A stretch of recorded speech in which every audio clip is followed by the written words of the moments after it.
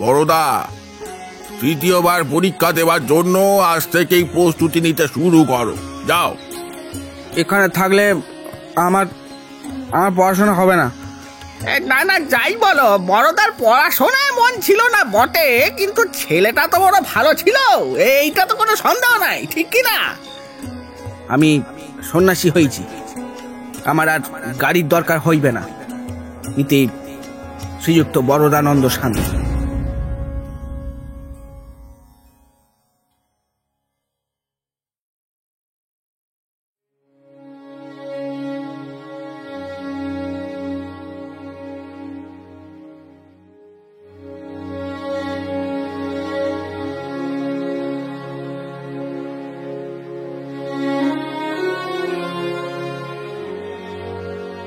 গল্পের দেশে আপনাদের নিয়ে যেতে আমরা আবার তৈরি।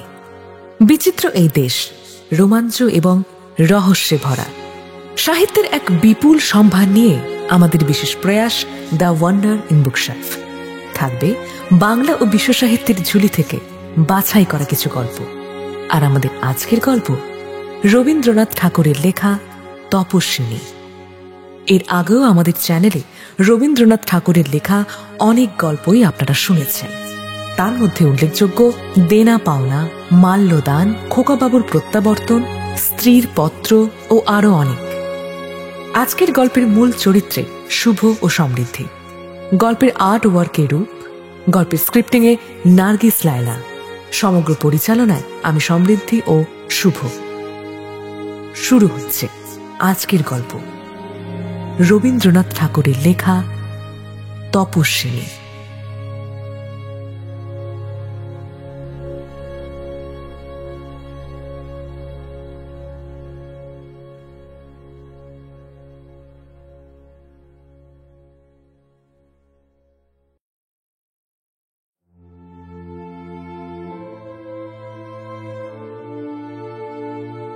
বৈশাখ প্রায় শেষ হয়ে এসেছে।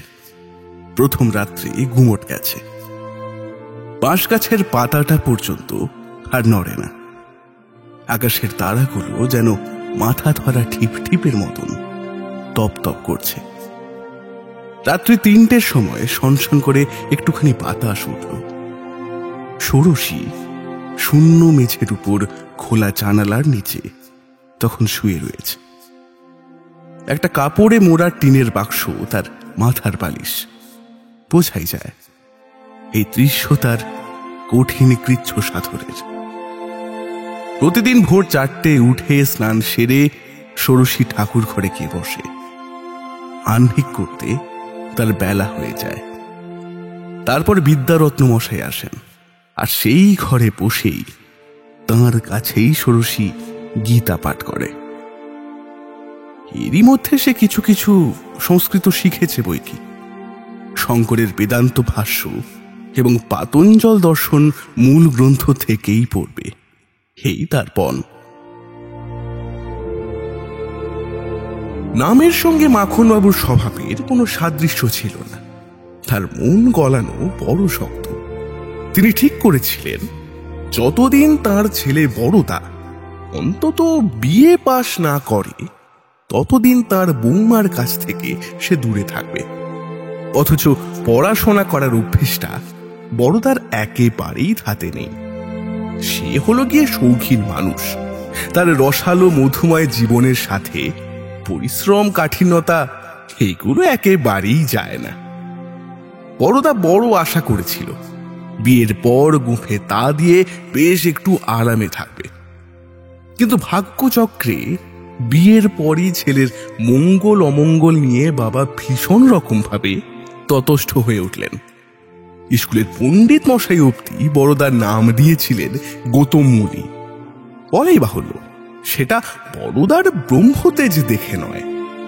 কোনো প্রশ্নের জবাব সে দিত না বলেই তিনি তাকে মুনি বলতেন, এবং যখন জবাব দিত তখন তার মধ্যে এমন কিছু গব্য পদার্থ পাওয়া যেত যাতে পণ্ডিত মশাইয়ের মতে তার গৌতম উপাধি সার্থক হয়ে উঠেছিল।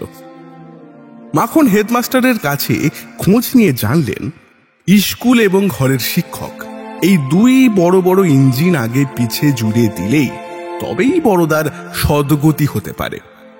অধম ছেলেদের যারা পরীক্ষা সাগর পার করিয়েছেন, এমনই সব নামজাদা মাস্টার রাত্রি 10টা, 10:30 পর্যন্ত বড়দার সঙ্গে লেগেই রইলেন।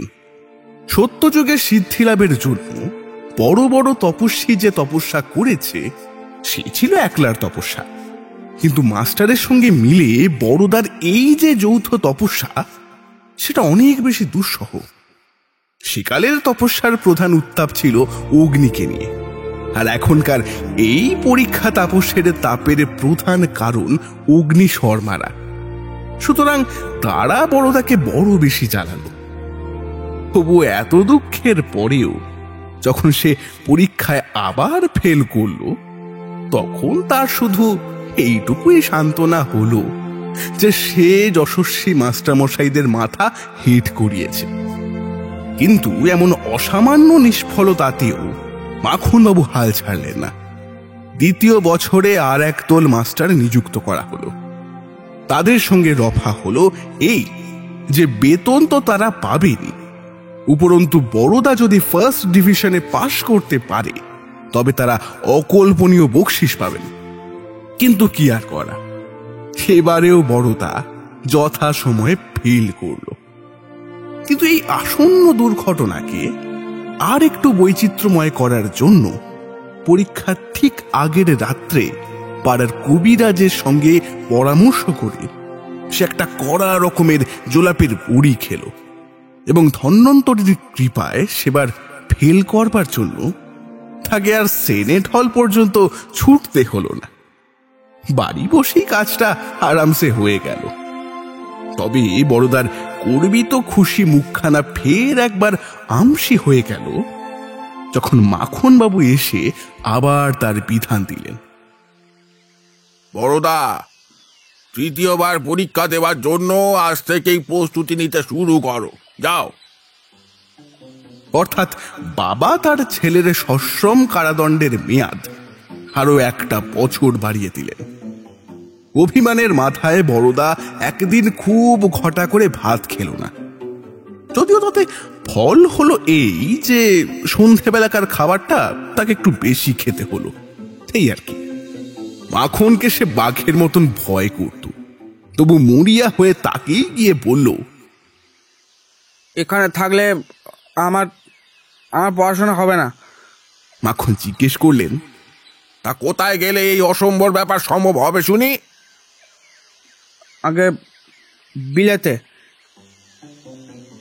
বক্তব্যের প্রমাণ স্বরূপে বড়দা জানালো তারই একজন সতীর্থ এন্ট্রান্স স্কুলের 3য় শ্রেণীর শেষ বেঞ্চিটা থেকে একেবারে এক লাফে বিলেতের একটা বড় এক্সামিনে লুফে এনেছে। এই শুনে এবার মাখন বললেন, তা তোমাকে বিলেত পাঠাতে আমার কোনো আপত্তি নেই, কিন্তু তার আগে তোমার বিয়ে পাসটা করা চাই, বুঝলে? যাও। এও তো বড় মুশকিলের ব্যাপার হলো।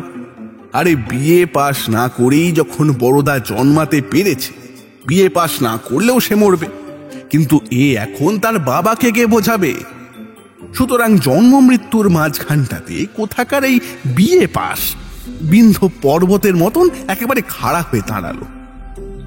আশ্চর্য তো, দেবদেবীরা কি কিছুই দেখেও দেখতে পাচ্ছেন না নাকি? ভক্তের দুর্গতি কি তাদের চোখে পড়ছে না? নাকি বিয়ে পাস না হলে তাদের দরবারেও ভক্তের সাহায্য করা নিষেধ? বারবার 3বার, হ্যাঁ, এইবার কিন্তু শেষ। এরপর আর চেষ্টা নয়। এই বলে আর একবার পেন্সিলের দাগ দেওয়া বইগুলোকে তাকের উপর থেকে পেড়ে বড়দা কোমর বাঁধতেই যাবে, এমন সময়ে সে একটা বড় সড় ধাক্কা খেল, এবং এইবার সেটা তার একেবারেই সহ্য হলো না।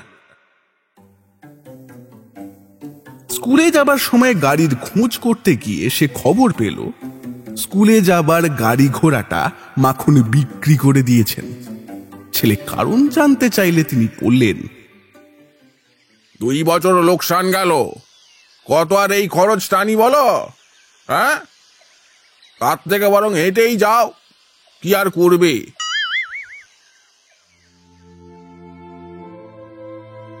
স্কুলে হেঁটে যাওয়াটা বড়দার পক্ষে এমন কিছুই শক্ত নয়, কিন্তু লোকের কাছে এই অপমানের সে কি কৈফিয়ত দেবে? অবশেষে অনেক চিন্তার পর একদিন ভোরবেলায় তার মাথায় আসলো এই সংসারে মৃত্যু ছাড়া আর একটা পথ খোলা আছে, আর যেটার জন্য দূর দূরান্ত অব্দি বিএ পাশের ডিগ্রিও লাগে না, আর সেখানে লোকজনের ধারও ধারে না, এবং সেটা আর অন্য কিছু নয়, সন্ন্যাসী হওয়া। এই পরিকল্পনা নিয়ে বড়দা কিছুদিন ধরে গোপনে বিস্তর ভাবনা ভাবল, প্রচুর সিগারেট পুড়িয়ে ছাই করল। তারপর একদিন দেখা গেল স্কুল ঘরের মেঝের উপর তার বইয়ের ছেঁড়া টুকরোগুলো শীতের ঝড়ঝড়ে পাতার মতন ছড়িয়ে পড়ে আছে, ও পরীক্ষার্থীর দেখা নেই। টেবিলের ওপর এক টুকরো কাগজ ভাঙা কাঁচের গেলাস দিয়ে চাপা, তাতে লেখা, আমি সন্ন্যাসী হয়েছি, আমার আর গাড়ির দরকার হইবে না। ইতি শ্রীযুক্ত বরদানন্দ স্বামী। মাখনবাবু কিছুদিন কোনো খোঁজই করলেন না। ভাবলেন বড়দা ঠিকই নিজের গরজে ফিরে আসবে, খাঁচার দরজা খোলা রাখা ছাড়া আর কোনো আয়োজনের দরকার নেই। সুতরাং দরজা খোলাই রইল, কেবল বড়দার বইগুলোর ছেঁড়া টুকরো একেবারে সাফ হয়ে গেছে, বাকি আর সমস্তই একই আছে। ঘরের কোণে সেই জলের কুজোর ওপরে কানা ভাঙা গেলাসটা উপুর করা, তেলের দাগে মলিন চৌকিটার আসনের জায়গায় ছাড় পোকার উৎপাত। একধারে একটা শূন্য প্যাক বক্সের উপর একটা টিনের তোরঙ্গে বড়দার নাম আঁকা। দেওয়ালের গায়ে তাকের উপর একটা মলাট ছেঁড়া ইংরাজি বাংলা ডিকশনারি। হরপ্রসাদ শাস্ত্রীর ভারতবর্ষের ইতিহাসের কতকগুলো পাতা এবং মলাটে রানী ভিক্টোরিয়ার মুখের আঁকা অনেকগুলো এক্সারসাইজ বই, সবই প্রায় একই রকমই আছে। সন্ন্যাস আশ্রয়ের সময় পথের সান্ত্বনার জন্য সেগুলো যে বড়দা সঙ্গে করে নিয়ে যায়নি, এ থেকে বোঝা যায় তার মন প্রকৃতিস্থ ছিল না। তা আমাদের নায়কের তো এই দশা, এবং নায়িকা ষোড়শী তখন সবে মাত্র ত্রয়োদশী। বাড়িতে শেষ পর্যন্ত সবাই তাকে খুঁকি বলে ডাকত। শ্বশুর বাড়িতেও সে নিজের এই চিরশৈশবের খ্যাতি নিয়ে এসেছিল বলেই তার সামনে বড়দার চরিত্র সমালোচনায় বাড়ির দাসীগুলো পর্যন্ত পিছপা হতো না। অন্যদিকে শাশুড়ি ছিলেন চিররুগ্না, কর্তার কোনো বিধানের ওপর তার কথা বলবার কোনো শক্তি ছিল না। পিস শাশুড়ির ভাষা ছিল খুব প্রখর, বড়দাকে নিয়ে তিনি খুব শক্ত শক্ত কথা ভীষণ ভীষণ চোখা চোখা করে বলতেন। যদিও এর কারণ ছিল পিতামহদের আমল থেকে কৌলিন্যের অপদেবতার কাছে বংশের মেয়েদের বলি দেওয়া এই বাড়ির একটা প্রথা, এবং এই পিসি যার ভাগে পড়েছিলেন সে একটা প্রচন্ড গাঁজাখোর। তার গুণের মধ্যে এই যে বেশি দিন তিনি বাঁচেননি, তাই আদর করে ষোড়শীকে তিনি যখন মুক্তাহারের সঙ্গে তুলনা করতেন, তখন অন্তর্যামী বুঝতেন ব্যর্থ মুক্তাহারের জন্য যে আক্ষেপ সে একা ষোড়শীকে নিয়ে নয়। পিসি বলতেন, বলি দাদা, কেন যে এত মাস্টার পণ্ডিতের পিছনে খরচ করেন তা তো বুঝি নে। হ্যাঁ, আমি লিখে দিতে পারি, মোর তো কখনই পাশ করতে পারবে না। পারবে না এ বিশ্বাস ষোড়শীরও ছিল, কিন্তু সে এক মনে চাইতো যেন কোনো গতিকে পাশ করে বড়দা অন্তত পিসির মুখে ঝামটা ঘষে দেয়। বড়দা প্রথমবার ফেল করবার পর মাখন যখন দ্বিতীয়বার মাস্টারের চক্রব্যূহ বাঁধবার চেষ্টা করলেন, তখন পিসি বললেন, ধন্য দাদা, ধন্য তুমি। মানুষ ঠেকেও তো শেখে নাকি, আর তুমি ঠেকেও শেখো না। কিচ্ছু হবে না ওর দ্বারা, কিচ্ছু হবে না। অতএব লাট সাহেবের তলব পড়ল না। ষোড়শী মাথা হেট করে লোকের হাসাহাসি এবারেও সহ্য করল। যথা সময়ে পেট খারাপের ঘটনাতে যে তার মনেও সন্দেহ জাগেনি এমনটা একেবারেই নয়। তবুও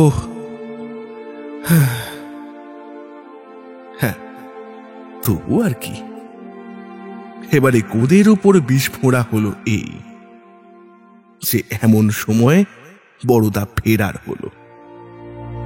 ষোড়শী আশা করেছিল অন্তত এই ঘটনাকে বাড়ির লোকে দুর্ঘটনা মনে করে অনুতাপ পরিতাপ করবে, কিন্তু তাদের সংসার বড়দার এই চলে যাওয়াকে মোটেই দাম দিল না। সবাই বলল, এই দেখো না গো, দেখো এই এলো বলে, অত ভেবো না দেখি। ষোড়শী মনে মনে বলল, কখনো না ঠাকুর, লোকের কথা মিথ্যে হোক, বাড়ির লোককে যেন হায় হায় করতে হয়, সবাইকে যেন হায় হায় করতে হয়। তুমি দেখো ঠাকুর, তুমি দেখো।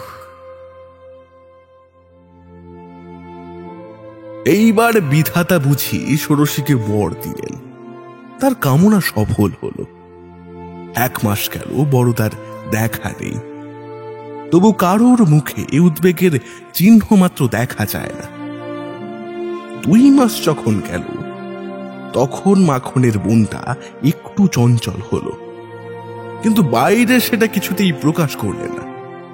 বৌমার সঙ্গে চোখাচোখি হলেই তার মুখে যদি বা বিষাদের মেঘ সঞ্চার দেখা যায়, পিসির মুখ একেবারেই জ্যৈষ্ঠ মাসের অনাবৃষ্টির আকাশ বললেই চলে। কাজেই সদর দরজার কাছে একটা মুখ দেখলেই ষোড়শী চমকে ওঠে এবং আশঙ্কা এই বাছে তার স্বামী ফিরে আসে। এমন করে যখন 3য় মাস কাটল, তখন ছেলেটা বাড়ির সকলকে খামোখা অযথা মিথ্যা উদ্বিগ্ন করছে বলে পিসি নালি শুরু করলেন। এও ভালো, অবজ্ঞার চেয়ে বরং রাগই ভালো। পরিবারের মধ্যে ক্রমে ভয় ও দুঃখ দিন ঘনিয়ে আসতে লাগলো। খোঁজ করতে করতে ক্রমে 1 বছর যখন কাটলো, তখন মাখন যে বড়দার প্রতি অনাবশ্যক কঠোর আচরণ করেছিলেন, সে কথাও পিসি বলতে শুরু করলেন। এইভাবে 2 বছর যখন গেল, তখন পাড়া প্রতিবেশীরাও বলতে লাগলো, না না যাই বলো, বড়দার পড়াশোনায় মন ছিল না বটে, কিন্তু ছেলেটা তো বড় ভালো ছিল, এইটা তো কোনো সন্দেহ নাই, ঠিক কি না? ঠিকই তো, ওরকম ছেলেটা চট করে হয় না। কি ভালো ছেলে, পড়াশোনাটাই শুধু নাই করতে পারলো। এভাবে বড়দার গায়েব থাকার সময়সীমা যতই দীর্ঘ হলো, ততই সে পাড়ার সকলের কাছে বড়ই সহানুভূতির পাত্র হয়ে যেতে থাকলো। ছেলেটা বড় দয়ালু ছিল, স্বভাবে নরম ছিল, তামাকটা অব্দি ছুঁয়ে দেখত না, ইত্যাদি সব ভূয়সী প্রশংসায় একেবারে ভরিয়ে দিতে থাকলো তাকে। এমনকি গৌতমমুনি নামকরণ করা স্বয়ং স্কুলের পণ্ডিত মশাই এবারে পথ বদলে বললেন, তিনি ছেলেটার অমনধারা নাম দিয়েছিলেন তার কারণ বড়দার মধ্যে বিবেক বৈরাগ্যর ছটা তিনি অন্তর্দৃষ্টি দিয়ে দেখতে পেয়েছিলেন। তাই পিসি আজকাল প্রতিদিন একবার করে কাঁদতে কাঁদতে দাদার চেদি মেজাজকে দোষারোপ করে বলেন, বদার এত লেখাপড়ার দরকারই বা কি ছিল বলো দেখি দাদা? টাকার তো অভাব নাই, যাই বলো তার শরীরে কিন্তু কোনো দোষ ছিল না। আহা, সোনার টুকরো ছেলে গো আমার, সোনার টুকরো ছেলে। বাছা, কোথায় আছিস বাবা তুই? এবং অবশেষে তার স্বামী যে পবিত্রতার আদর্শ ছিল এবং সংসার শুদ্ধ সকলেই তার প্রতি অন্যায় করেছে, সকল দুঃখের মধ্যে দিয়ে এই সান্ত্বনায়, এই গৌরবে ষোড়শীর মন ভরে উঠতে লাগল। পুত্র বিনা বাপের শোকাতুর হৃদয়ের সমস্ত স্নেহ আজকাল দ্বিগুণ হয়ে ষোড়শীর উপর বর্ষিত হচ্ছে। বৌমা যাতে সুখে থাকে, মাখনের দিবারাত্র কেবল এই ভাবনা। তার বড় ইচ্ছে ষোড়শী তাকে এমন কিছু ফরমাস করে যেটা দুর্লভ। অনেকটা কষ্ট করে, লোকসান করে, খেটে, পরিশ্রম করে তিনি মেয়েটাকে যদি তুষ্ট করতে পারেন তাহলে যেন বাঁচেন। মাখন এমন করে ত্যাগ স্বীকার করতে চান যেটা তার পক্ষে এক প্রকার প্রায়শ্চিত্তের মতন হবে। দেখতে দেখতে আজ ষোড়শী 15 বছরে পড়ল। ঘরের মধ্যে একলা বসে যখন তখন তার চোখে জল ভরে আসে। চিরপরিচিত সংসারটা তাকে চারিদিক থেকে যেন এঁটে ধরেছে আজকাল। তার প্রাণটা যেন হাঁপিয়ে ওঠে বারে বারে।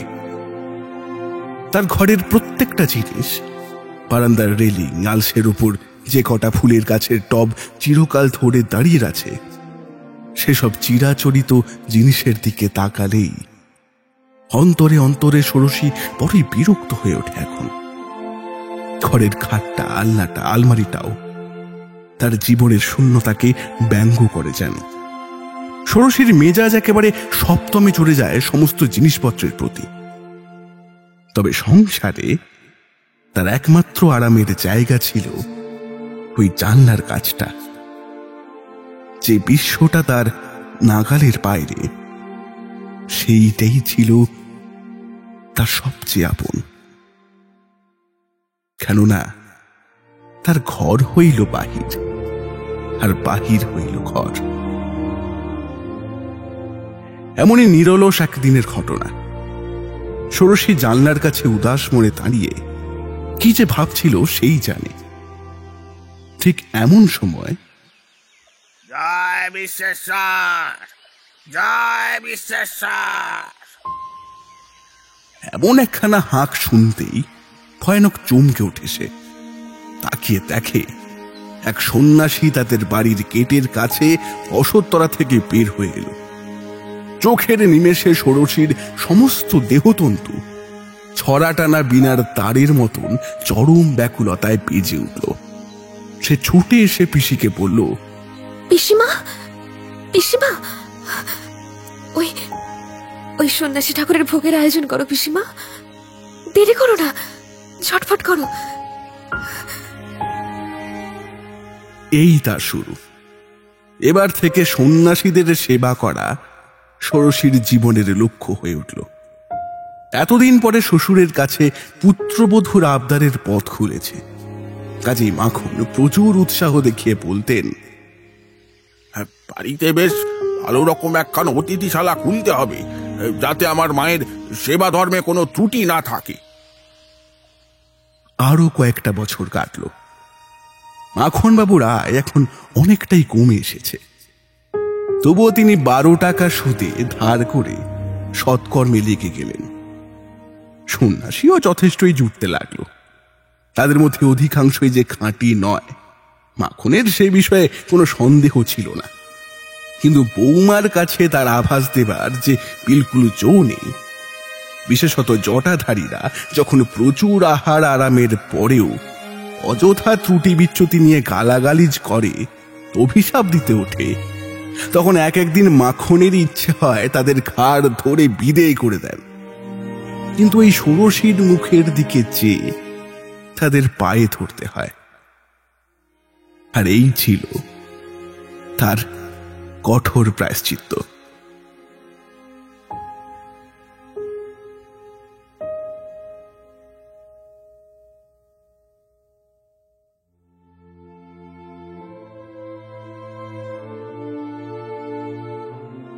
সন্ন্যাসী আসলেই প্রথমে অন্তঃপুরে একবার তলব পড়ত।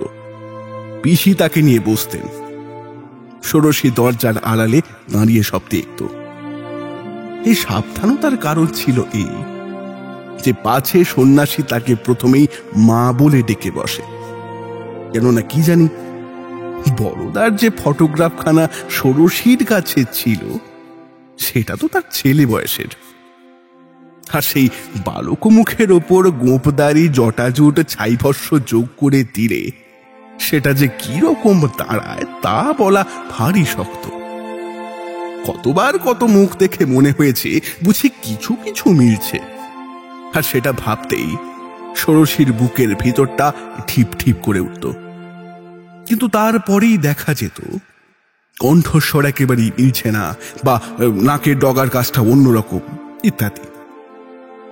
এমনি করে ঘরের কোণে বসেও নতুন নতুন সন্ন্যাসীর মধ্যে দিয়ে ষোড়শী যেন বিশ্বজগতের খোঁজে বেরিয়ে পড়ত। আর এই সন্ধানই ছিল তার কাছে স্বর্গসুখ।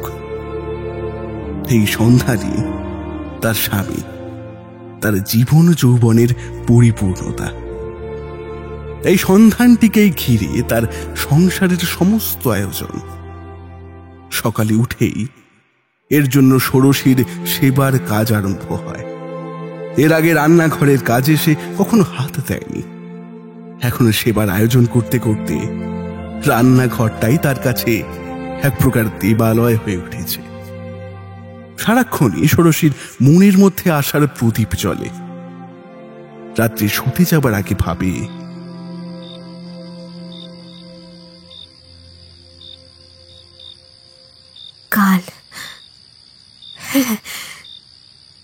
কালই হয়তো ওর দেখা পাবো। হয়তো আমার সেই অতিথি এখন এবারের দিকে আসছেন। ঠিক কাল দেখা পাবো। ঠাকুর,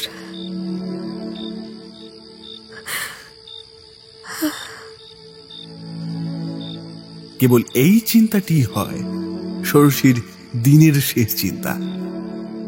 এই যেমন সন্ধান চলছে, আর সেই সঙ্গে যেন চলছে আরো একখানা যজ্ঞের আয়োজন। বিধাতা যেভাবে তিলোত্তমাকে গড়েছিলেন তেমন করেই ষোড়শী নানা সন্ন্যাসীর শ্রেষ্ঠ উপকরণকে আত্মস্থ করে বড়দার মূর্তিটিকে নিজের মনের মধ্যে উজ্জ্বল করে তুলতে থাকল। পবিত্র তার সত্তা, তেজপুঞ্জ তার দেহ, গভীর তার জ্ঞান, অতি কঠোর তার ব্রত। এই সন্ন্যাসীকে অবজ্ঞা করে কার সাধ্য? সকল সন্ন্যাসীর মধ্যে এই এক সন্ন্যাসীরই তো আরাধনা চলছে। স্বয়ং তার শ্বশুরই যে এই আরাধনার প্রধান পূজারী, এবং ষোড়শীর কাছে এর চেয়ে গৌরবের কথা সে আর কিছুই নেই। তবে সন্ন্যাসীর দেখা প্রতিদিন পাওয়া যেত না। কোনোদিন হয়তো বাড়িতে 3 জন সন্ন্যাসী সেবা নিয়ে গেল, তারপরের 5 দিন হয়তোবা কারোর দেখাই মিলল না। আর এই ফাঁকগুলোই বড় অসহ্য লাগতো ষোড়শীর। তবে ধীরে ধীরে সেই ফাঁক ভরল। ষোড়শী ঘর থেকেই সন্ন্যাসীর সাধনায় লেগে গেল। সে মেঝের ওপর কম্বল পেতে শুয়ে এক পেলা চা খায়, তার মধ্যে ফলমূলই বেশি। গায়ে তার গেরুয়া রঙের তোসর, কিন্তু সধবার লক্ষণ বজায় রাখার জন্য চওড়া তার লাল পাড়, এবং কল্যাণীর সিঁথির অর্ধেকটা জুড়ে মোটা একখানা সিঁদুরের রেখা। তবে এই শেষ নয়, এর ওপর আবার শ্বশুরকে বলে সংস্কৃত পড়া শুরু করলো। মুগ্ধ বোধ মুখস্থ করতে তার বেশি দিন সময় লাগলো না। পণ্ডিত মশাই তো মুগ্ধ স্বরে তাকে বলেই ফেললেন, কেই বলে পূর্ব জন্মের বিদ্যা নিয়ে এ জন্মের সাধনা বাবা। ষোড়শীর ধারণা ছিল অন্তরে বাহিরে যে যত শুদ্ধ হবে, সন্ন্যাসীর সাথে তার মিলনের সম্ভাবনা ততই খাঁটি হবে। আর এভাবেই সে খুঁজে পাবে তার কাঙ্ক্ষিত মানুষটিকে। দেখতে দেখতে বাইরের লোক ষোড়শীর কঠিন তপস্যা চাক্ষুষ করে এক প্রকার মুগ্ধ হয়ে গেল। সবাই ধন্য ধন্য করতে লাগলো। এই সাধ্বী স্ত্রীর পায়ের ধুলো আর আশীর্বাদ নেওয়ার জন্য লোকের ভিড় বাড়তে লাগলো মাখনের বাড়িতে। এমনকি স্বয়ং পিসিও তার কাছে ভয়ে সম্ভ্রমে চুপ করে থাকে আজকাল। কিন্তু ষোড়শী যে নিজের মন জানত, তার মনের রং তো আর তার গায়ের তসরের রঙের মতন সম্পূর্ণ গেরুয়া হয়ে ওঠেনি এখনো। আজ ভোরবেলাটিতে ওই যে ছনছন করে ঠান্ডা হাওয়া দিচ্ছিল, সেটা যেন তার সমস্ত দেহ মনের ওপর কোন একজনের কানে কানে কথার মতো এসে পৌঁছালো। উঠতে আর ইচ্ছা করছিল না, তবুও সে জোর করে উঠল। জোর করেই তার কাজ করতে গেল। আজ ভার ইচ্ছে করছিল জানালার কাছে বসে তার মনের দূর দিগন্ত থেকে যে বাঁশির সুর আসছে, কেবল সেটাই চুপচাপ বসে শোনে। এক একদিন ষোড়শীর সমস্ত মন যেন বিদ্রোহ করে ওঠে। রৌদ্রে নারকেল গাছের পাতাগুলো ঝিলমিল করে উঠলে তার বুকের মধ্যে কার যেন ফিস ফিস শব্দ ওঠে। পণ্ডিত মশাই গীতা পড়ে যখন ব্যাখ্যা করেন, সেটা ব্যর্থ হয়ে যায়। অথচ সেই সময়ে ওই যে জানলার বাইরে থেকে দেখতে পাওয়া বাগানের শুকনো পাতার উপর দিয়ে কাঠবেড়ালি খসখস করে দৌড়ে পালিয়ে গেল, বহুদূর আকাশের হৃদয় ভেদ করে চিলের একটা তীক্ষ্ণ ডাক এসে পৌঁছালো। পুকুর পাড়ের রাস্তা দিয়ে গরুর গাড়ি চলার একটা ক্লান্ত শব্দ বাতাসে ভেসে উঠল। এই সবগুলো ষোড়শীর মনকে মারাত্মকভাবে স্পর্শ করে তাকে অকারণে চঞ্চল করে তোলে। একে তো কিছুতেই বৈরাগ্যের লক্ষণ বলা যায় না। ষোড়শী তো কৃচ্ছ সাধনের বেড়া বাঁধিয়েও মনের ব্যাকুলতা কমাতে পারছে না, কিছুতেই না। তাহলে কি ষোড়শীর কামনা, ইচ্ছা, প্রার্থনা সব ব্যর্থ হবে তার নিজের ভুলে? না, এ হতে পারে না। গেরুয়া রঙকে আরো ঘন করে খুলতেই হবে। তাই ষোড়শী এবারে পণ্ডিত মশাইকে ধরে বসল এই বাসনায়।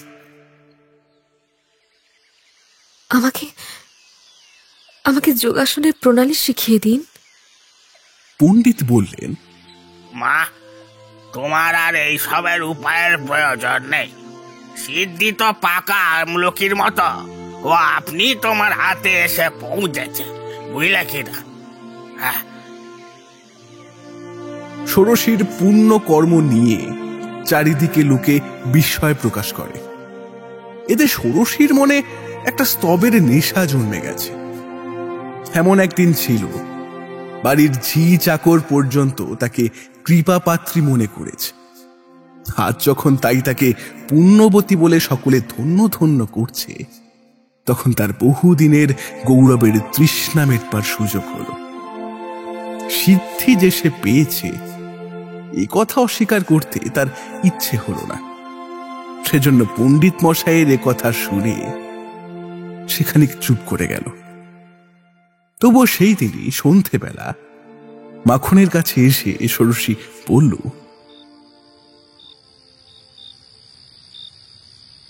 বাবা, আমি কার কাছে প্রাণায়াম অভ্যাস করতে পারি বলো তো? তুমি কিছু পরামর্শ দাও না। আমি প্রাণায়াম অভ্যাস করতে চাই বাবা।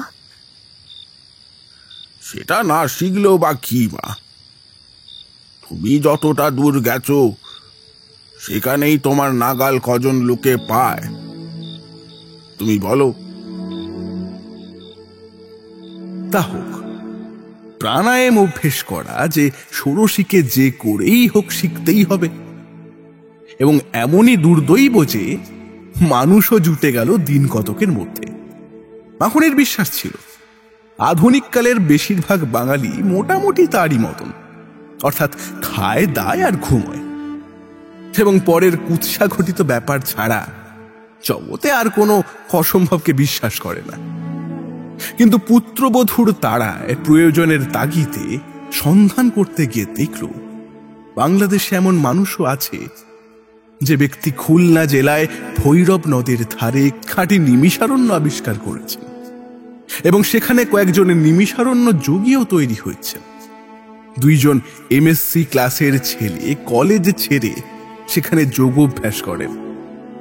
একজন সাব জজ তার সমস্ত পেনশন এই নিমিষারণ্য ফান্ডে উৎসর্গ করেছেন, এবং তার পিতামাতৃহীন ভাগ্নেটিকে এখানকার যোগী ব্রহ্মচারীদের সেবার জন্য নিযুক্ত করে দিয়েছেন। এবং তাই নিজেকে ধন্য মনে করছেন।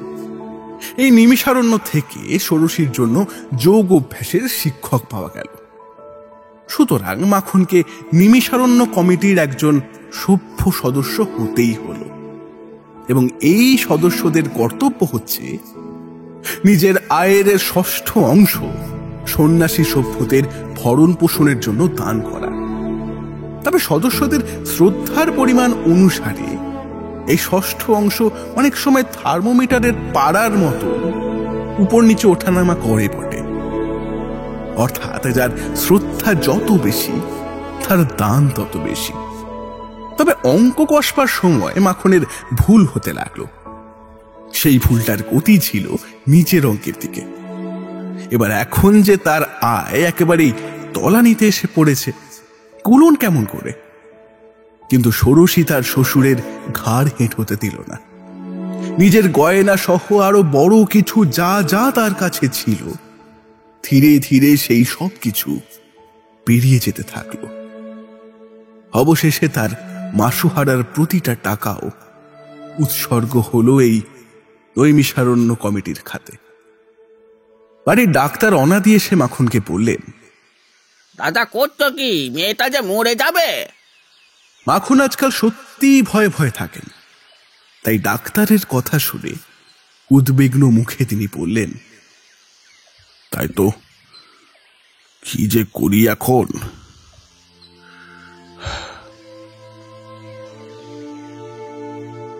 ষোড়শীর কাছে আসতে আজকাল তার খুব একটা সাহস হয় না। কাছে ঘেঁষতে গেলেই তার মনে হয় অতি উচ্চ স্তরের দেবীর দেবালয়ে ঢোকার ধৃষ্টতা করছেন। তবুও সেদিন সভয়ে এগিয়ে গেলেন পুত্রবধূর কাছে। অত্যন্ত মৃদু স্বরে বললেন, মা, এত অনিয়মে কি তোমার শরীর খানি টিকবে? ষোড়শী একটুখানি হাসল। তার মর্মার্থ এই যে এখন সকলে বৃথা উদ্বেগ সংসারী বিষয়ী লোকেদের পক্ষে যোগ্য হলেও সে এখন এসবের অনেক অনেক ঊর্ধ্বে। বড়দা চলে যাবার পরে 12 বছর পেরিয়ে গেছে। এখন ষোড়শীর বয়স 25। একদিন ষোড়শী তার যোগী শিক্ষককে জিজ্ঞাসা করল, বাবা, আমার আমার স্বামী জীবিত আছেন কিনা তা আমি কেমন করে জানবো বাবা? আমাকে একটু বলুন বাবা। যোগী প্রায় 10 মিনিট ধরে স্তব্ধ হয়ে চোখ বুজে রইলেন। তারপর ধীরে ধীরে চোখ খুলে বললেন, দেখলাম জীবিত আছেন। কেমন করে জানলেন? সে কথা এখন তুমি বুঝবে না, কিন্তু এটা নিশ্চয় যেন স্ত্রীলোক হয়েও সাধনার পথে তুমি যে এত দূর অগ্রসর হয়েছ, সেটা কেবল তোমার ওই স্বামীর অসামান্য তপ বলে। তিনি দূরে থেকেও তোমাকে সহধর্মিণী করে নিয়েছেন, বুঝলে কিনা? ষোড়শীর শরীর মন একেবারে পুলকিত হয়ে উঠল। নিজের সম্বন্ধে তার মনে হলো ঠিক যেন শিব তপস্যা করছেন, আর পার্বতী পত্তবীজের মালা জপতে জপতে তার জন্য অপেক্ষা করছেন। আচ্ছা বাবা, ঠিক আছে, কিন্তু কিন্তু তিনি কোথায় আছেন তা কি জানতে পারি? তা বেশ, একখানা আয়না নিয়ে এসো দেখি। হ্যাঁ। ষোড়শী আয়না এনে যোগীর নির্দেশ মতো সেটার দিকে তাকিয়ে রইল। আধ ঘন্টা গেলে যোগী জিজ্ঞেস করলেন, কিছু দেখতে পাচ্ছ?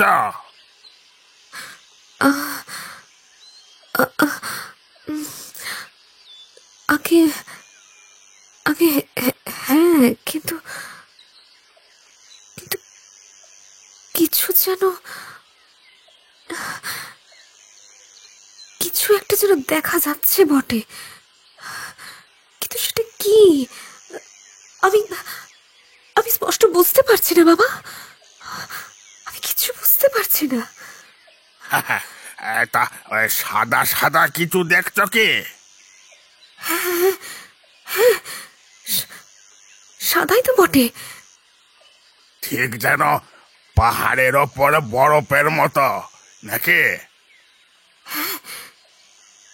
নিশ্চয়ই বরফ। আসলে আসলে আমি তো কখনো বরফ দেখিনি, তাই এতক্ষণ ঝাপসা ঠেকছিল। এরূপ আশ্চর্য উপায়ে ক্রমে ক্রমে দেখা গেল বড়দা হিমালয়ের অতি দুর্গম জায়গায় লংচু পাহাড়ে বরফের উপর অনাবৃত দেহে বসে আছেন। সেখান থেকে তপস্যার তেজ ষোড়শীকে এসে স্পর্শ করল।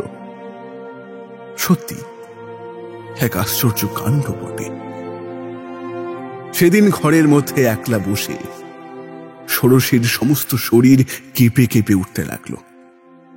তার স্বামীর তপস্যা যে তাকে দিন রাত ঘিরে আছে, স্বামী কাছে থাকলে মাঝে মাঝে যে বিচ্ছেদ করতে পারত, সেই বিচ্ছেদের সুযোগ যে এখন আর এত দূরে থেকেও নেই, সেই আনন্দে তার মন বড়ই ভরে উঠল।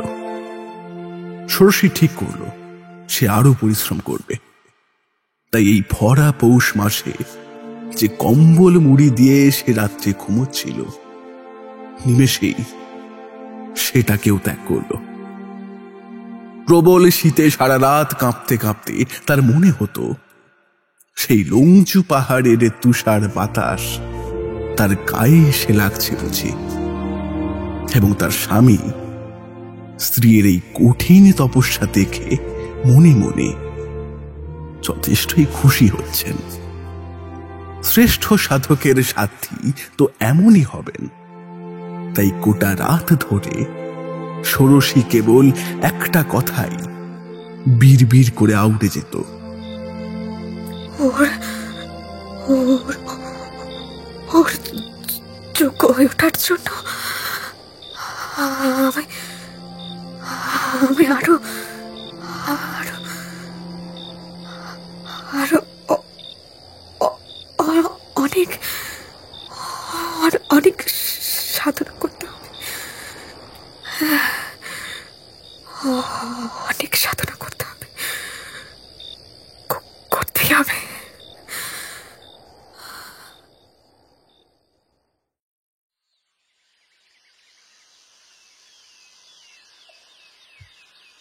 মা, তোমার সঙ্গে একখানা কথা ছিল,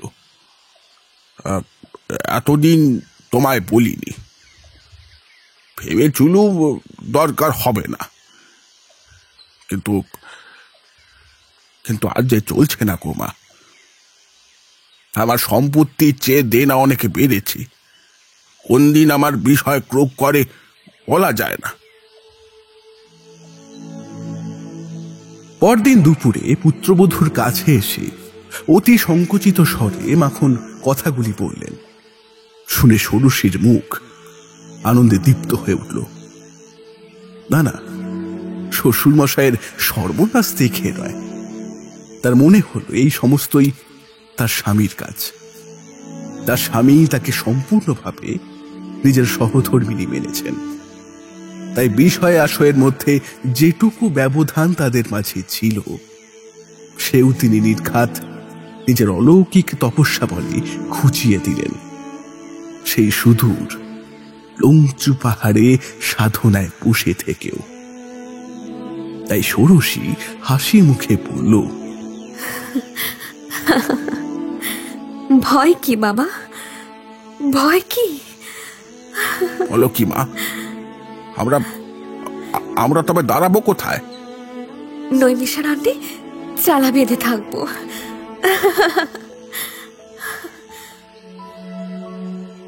মাখন বুঝলেন এর সঙ্গে এসব আলোচনা করা বৃথা। তিনি বাইরের ঘরে এসে চুপ করে তামাক টানতে থাকলেন। ঠিক এমন সময় একখানা পেল্লায় মোটর গাড়ি দরজার কাছে এসে থামল।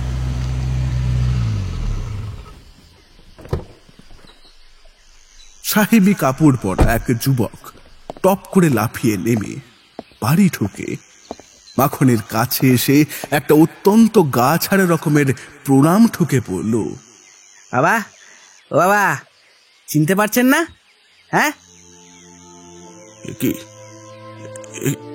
এ কি বড়দার ডাকি? বড়দা? বড়দা জাহাজের লস্কর হয়ে আমেরিকা গিয়েছিল। 12 বছর পরে সে আজ কোন একটা কাপড় কাচা কল কোম্পানির ভ্রমণকারী এজেন্ট হয়ে ফিরেছে। এককাল হেসে বাপকে সে বলল, হ্যাঁ, আপনার যদি কাপড় কাচা কলের দরকার থাকে খুব সস্তায় করে দিতে পারি, তা কি নেবেন? এই বলে ছবি আঁটা ক্যাটালগটা পকেট থেকে বের করলো বড়দা।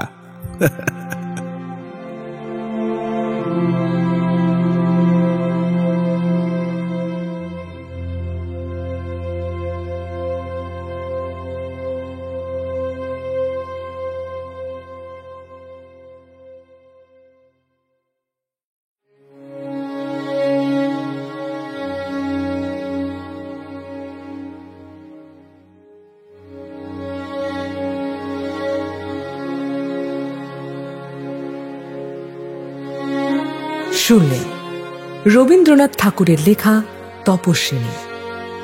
আজকের গল্পের কথক শুভ।